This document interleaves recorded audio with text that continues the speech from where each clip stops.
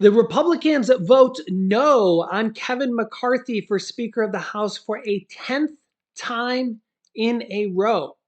Former President Donald Trump is voted for Speaker of the House. That's right. And Kevin McCarthy is actually told to vacate from the Speaker of the House's office. That's right as well. And President Joe Biden says that there is new border policies being enforced. All that and more in this video. You're going to want to watch this one all the way to the end because there is a lot of hot news going on here in Washington, D.C., and I'm going to catch you all up on it right now. Thank you so much for liking and sharing these videos. I'm going to keep you up to date here on everything going on here in our country on a daily basis. And if you haven't yet, make sure to subscribe down below so you don't miss out on new videos that come out here every day on our YouTube channel at 10 a.m., 3 p.m., and 8 p.m. Eastern Standard Time. All right, let's jump right in because it's crazy around here. Okay, Kevin McCarthy is voted no as the Republicans vote no on him for a 10th time in a row. You can see his face here. Yikes. It's getting kind of crazy up in here. You can let me know your thoughts here in the comments.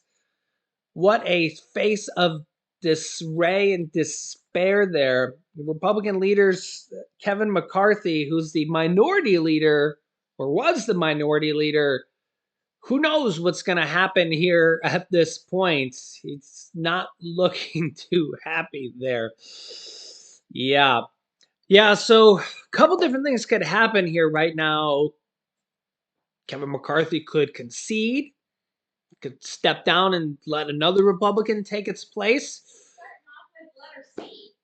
Huh? I said he could concede. Oh, concede. Because I said he could see. This isn't that Home Alone moment where I say A. What did they say? A2 and then D? Yeah. A2 and then D. Let me know if you know that Home Alone scene there. But yeah, a couple things could happen here. He could concede. He could end up winning. He could make a deal with these about 20 Republicans that are at this point refusing to vote for him. The interesting thing here is I think all these votes, the Democrats have actually won the votes. So at the end of the votes here, the winner of all these votes has actually been Hakeem Jeffries, the Democratic candidate. How many does he need to actually win?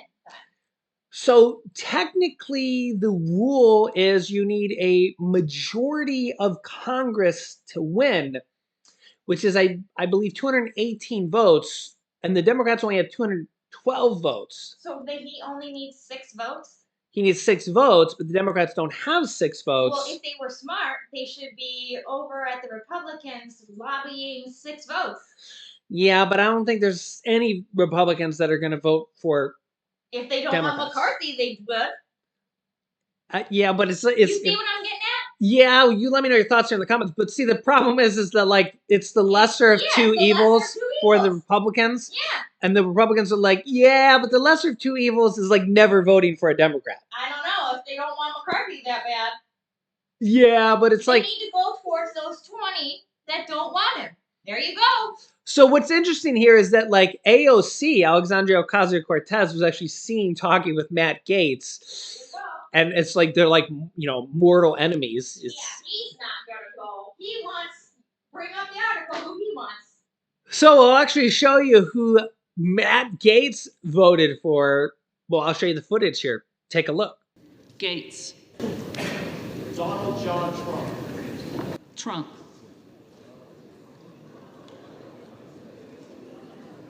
So you can see here, Republican Congressman Matt Gaetz votes for Donald Trump for Speaker. Here's what's interesting. Representative Matt Gaetz added a new name to the House Speaker ballot, voting for former President Donald Trump on the 7th ballot. This is a break from the unified faction of 20 House Republicans who have been voting for Representative Byron Donalds and previously Jim Jordan, blocking Kevin McCarthy from winning the speakership. Note that nothing in the Constitution requires the Speaker to be a sitting member of Congress, though that has been the case throughout U.S. history. Trump himself has endorsed McCarthy for Speaker and has been unable to sway the GOP rebels, as they're being called, many who consider themselves the former president's biggest supporters. Also, Republican House Representative Matt Gaetz sends a letter to the U.S. House of Representatives, who's called the architect. Interesting here, the architect of the Capitol, asking Kevin McCarthy, who is currently occupying the Speaker's office, even though he hasn't been elected to the Speaker's role.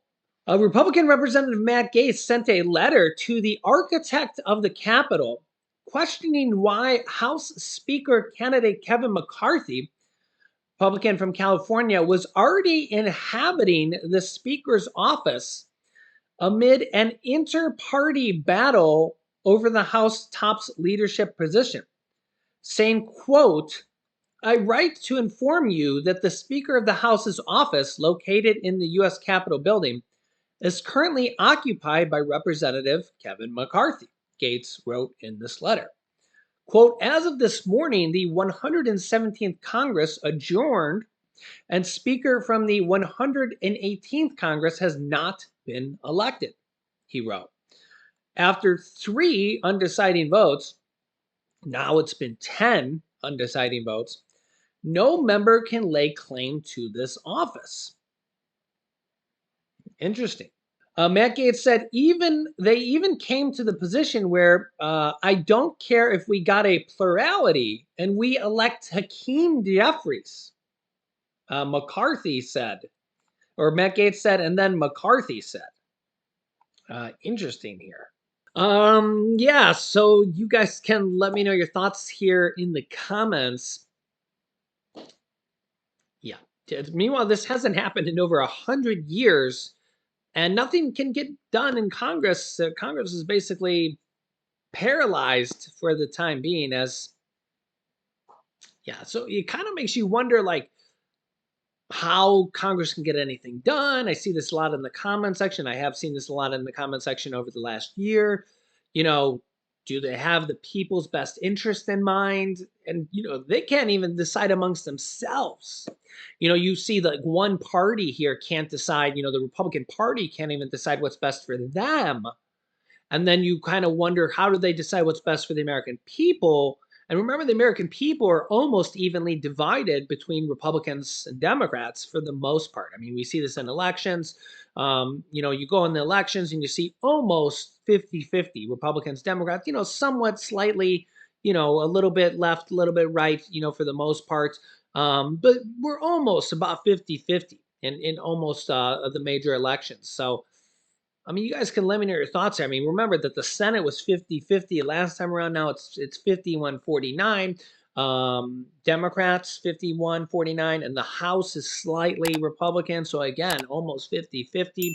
And yet they can't even make up their own minds. And yet they're supposed to, vote and on these major things for the country.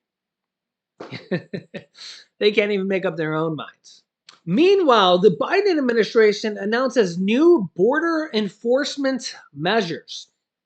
Now, obviously, the Biden has been under a lot of criticism here over the border, almost since the day he came in office, and we've seen more and more illegal crossings, illegal migrants come over the border, and it's really just kind of gotten worse. We've actually seen Biden, for the first time ever, announce that they're actually fixing parts of the wall, holes in the wall, former President Donald Trump's wall. So it just kind of shows you here that they're starting to make some stark changes to their policy that they hadn't done before. And again, but in the past, it was like, Donald Trump's wall was completely like the opposite of what Biden would ever do. Trump and Biden are basically, polar opposites of each other. And you see this like what Trump says. Anything that Biden ever does, Trump just like immediately criticizes him. It's the anti anything, anything Biden does, it's an immediate criticism by Trump. And the same thing with Biden, anything that Trump did, Biden almost wants to do the opposite. It's actually kind of crazy. And again, I'm not from either party, but it's kind of crazy when you like look at this stuff, because I'm like more like a realist, and I kind of think of like, just look at each issue and think about what's good for America, what's good for our country. So like if you just think about the reality of the things, like, do we want millions of people entering into the country illegally, bringing in drugs, bringing in crime, bringing in whatever they want? Probably not. Probably not. I mean, if you want to come into the country, you're supposed to do it the right way. Do other countries allow this? No. I mean, there's probably not any countries on earth that would allow you to just run across their borders illegally, bring drugs, cartels, put people in semis and, close the door and just come over illegally. Now, we don't really do that either. Of course, we have Border Patrol and, we spend billions of dollars trying to defend it. But it's obviously a problem. And here's what Biden has just kind of announced. The U.S. Homeland Security Department announced new border enforcement measures on Thursday, saying it would establish new parole processes for Cubans, Haitians, and Nicaraguans. The new steps announced Thursday were aimed at limiting irregular migration and creating orderly processes for people fleeing humanitarian crises to lawfully come to the United States. Now, that's kind of the key there, is that you should come lawfully, right? You should come lawfully and do it the correct way, the department said in a statement. Here's what President Biden has to say. Let me know your thoughts on this. Today, my administration is taking several steps to stiffen enforcement for those who try to come without a legal right to stay. First, if they're seeking asylum, they can use an app on their cell phone to schedule an appointment at a port of entry and make their asylum claim there without crossing the border unlawfully. Second, in October, we worked with the Mexican government to launch a new parole program. The way this parole program works, one must have a lawful sponsor here in the United States who agrees to sponsor you to get here. Then that person has to undergo rigorous background checks and apply from outside the United States and not cross the border illegally in the meantime. Today, I'm announcing that my administration is going to expand the parole program for people not only from Venezuela, but from Cuba, Nicaragua, and Haiti. We anticipate this action is going to substantially reduce the number of people attempting to cross our southwest border without going through a legal process. So you can see the headline here from the New York Times. Biden announces major crackdown on illegal border crossings. Will it help stifle the amount happening? We will see.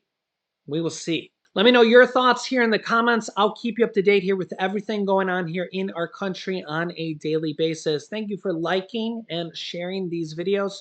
If you haven't yet, make sure to subscribe down below. Just click the subscribe button and the bell icon so you don't miss out on new videos coming out here on a daily basis on our YouTube channel. They come out here every day at 10 a.m., 3 p.m., and 8 p.m. Eastern Standard Time. Remember those times and tune in at those times so you don't miss out on new videos. You can click here to see a new announcement just made that will affect millions of Americans, or a new Social Security change that just was announced here as well. So click on one of those videos next. Thanks for watching, guys, and I will see you in the next video.